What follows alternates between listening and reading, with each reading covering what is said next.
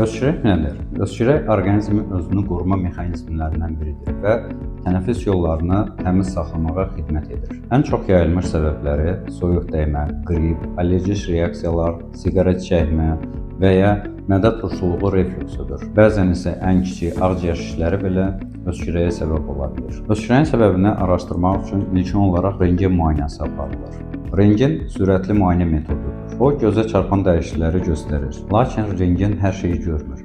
Bəzi sirlər gizli qalır. Bu zaman kompüter tomoqrafiya işə düşür. Təsəvvür edin ki, KT ağciyərimizi minlərlə dilimlərə ayırır. Bu da rentgenin görmədiyi ən kiçik təhlükələri belə aşkarlayır. Məhz bu dəqiqlik sayəsində bir çox xəstəliklərin və ya erkən onkoloji halların dəqiqliklə diaqnozu qoyulur. Erkən diaqnoz isə müalicənin uğur şansını artırır. Unutmayın, erkən diaqnoz həyat qurtarır. Əgər sizdə də 2-3 həftədən artıq öskürək davam edirsə, rentgen və KT müayinəsi düzgün diaqnozu tapmağa kömək edəcək.